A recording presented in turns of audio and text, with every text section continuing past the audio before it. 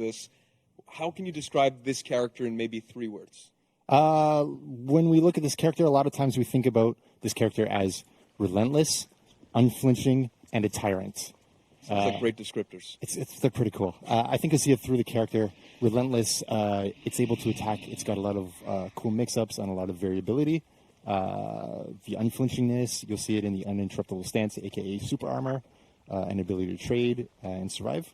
And Tyrant, yeah, once you face one of these on the field, you'll know why we call it that. Yeah, I'm already scared of the character just looking at this key art. So, you know what I mean? Like, I can only imagine once we get into the game. So, why don't you guys take us through the actual moveset and a little bit about the go-to combos that players could look at playing the Hitakiri for the first time? Sure. I mean, this is your big chance to screenshot, so I would say grab this. Yeah, let's freeze frame right here. Yeah, perfect. Take some time. All the stuff in the set. Very slow, very nice analysis. Excellent.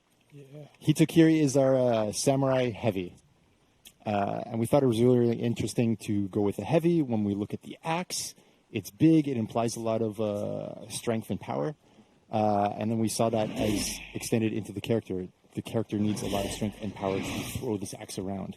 So that's how we think of it as a heavy in this case. And we'll see that through the character, yes, with the super armor, yes, with the feats. It's all about being the executioner, getting big executions, and then trying to snowball that into a strong defensive unit. And so if I may interject, what do you see this weapon, the Masakari, how does it influence her moveset, and how does it make it different from different characters? So a lot of when we build a character, it stems from the weapon, right? This weapon wants to chop people, right? It wants to get executions. So we're like... It looks like it. Yeah. So how do we get this character to get executions? So as Francis is starting to throw a few attacks, we're seeing heavy chain, infinite heavy chain, variable timed heavies throughout the chain, culminating, of course, in fully charged unblockable heavies, all of which can be feinted at any time. What does that mean? The fun and the correct thing to do when playing this character is throw a lot of heavies. Okay, so you have to play, do you think that you have to play a more aggressive style to be an effective Hitakiri player? I think so. You'll be able to attack. You'll be able to also trade with the amount of super armor that you're seeing there. But because of the variability in the timing that you have, similar to Shigoki, for example, you can really mess up the opponent.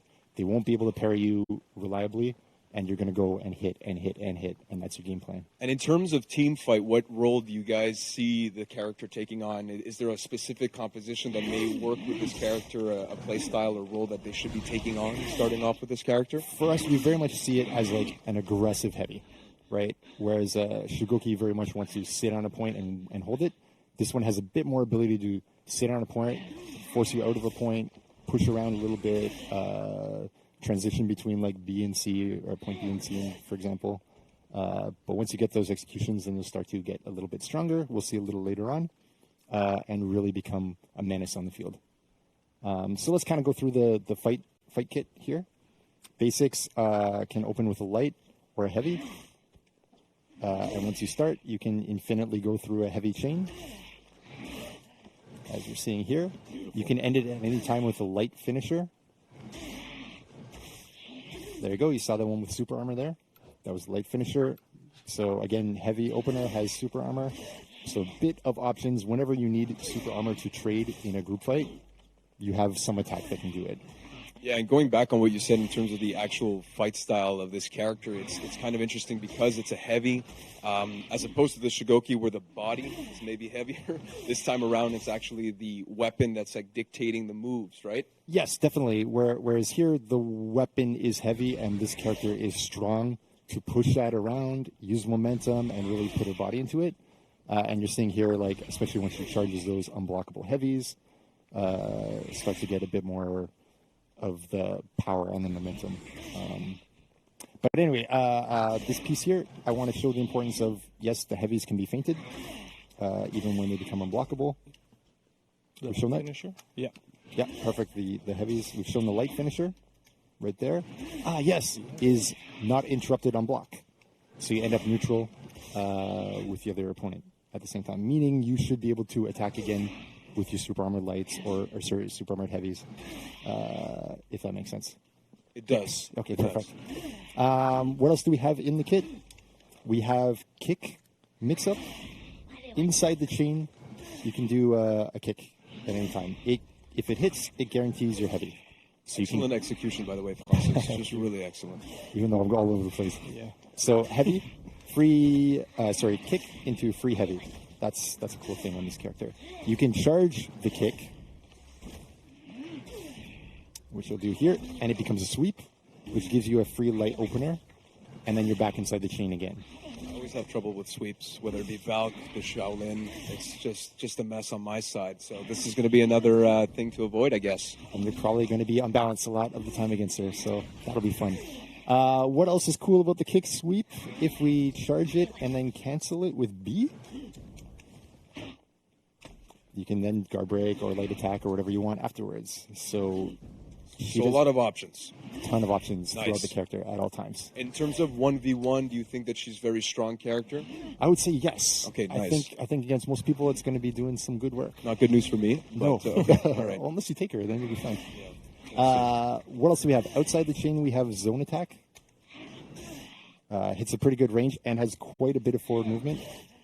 As well, you can do dodge forward heavy. Also has quite a lot of movement in it. So you can control space. If you were feinting something with your kick mix-up or your heavy mix-up and they decided to roll away, that's something that might be able to stop them. So that's pretty cool. We can show sprint attack as well, because I always forget to show sprint attacks, but we got them anyway. Nice. So that's pretty awesome. And I think that's the extent of the fight kit there. That's awesome. And so, obviously, the character is not complete without its feats. Should we go right into it? Yes, let's do Because it. I know the feat 4 is pretty interesting. You take a look. I got the chance to take a look at this, so it's going to be really cool. Why don't we go through So those? we want to keep in your heads that it's about the executioner. She's an executioner. She wants to get kills. Select she wants souls, all that jazz. all the cool stuff. And we want to show the heaviness of the character through these feats as well. So let's cue up the feat number 1.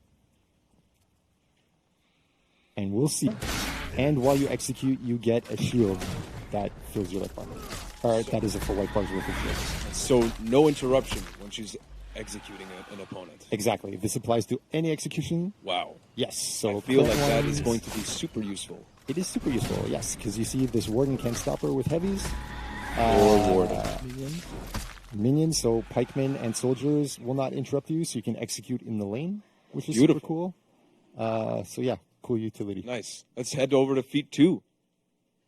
So feat number 2, she's going to mark an opponent. They'll become revealed, and if she or any of her allies executes that opponent, everyone nearby will get HP regen. So watch the Hitokiri's health bar and heal. Wow. Yes, so it applies whether Hitokiri does the executing or whether her ally does the executing. And does she need to be within a certain vicinity? Yeah, you might have seen like an the AoE little kind of bubble? go out. Exactly. Yeah, okay. So you have to be reasonably close by, Okay. but in a group fight, Enough most to people. collect the soul, like a safe distance. Exactly. Okay, I get it. Makes sense. Let's head over to feat 3 then. Perfect. Feat 3. So, boom, she gets the execute here, and she gets a defensive buff. That's indicated by that cool glowing green stuff around the heads on her waist. And you see the little defensive buff icon, which is a 30% damage debuff. So it's not an actual shield. Oh, it is. No, that's a tier 1 feat. Okay. Is applying the yellow shield bar to her, and the defensive buff stays on Okay, afterwards. so she takes less damage once this feat is activated. Exactly. Understood. Forever until she is killed. Okay, wow. Yes. So her goal is get on execution, become strong, never die Collect again. souls again and just grow stronger. All fits with this character. So let's head over to feat 4, which is really, really cool. I really like this. So why don't we show the tape? Feat number 4. Yeah, that's right. 200 damage. 200 damage. Basically one hit kill. Is that a mistake? 200 damage. No, you said, that is right? correct. Okay. Yes. All right. Yes. And that is on one character? Is there a purpose? Is there like damage that's going to be inflicted on other characters that are surrounding this beautiful move, this acrobatic move that I wish I could accomplish? Thankfully, single target. No, so she's only going to kill whoever she's focused on. Okay, so it's like a guarantee. Guaranteed. It's pretty much guaranteed. However, the opponent could have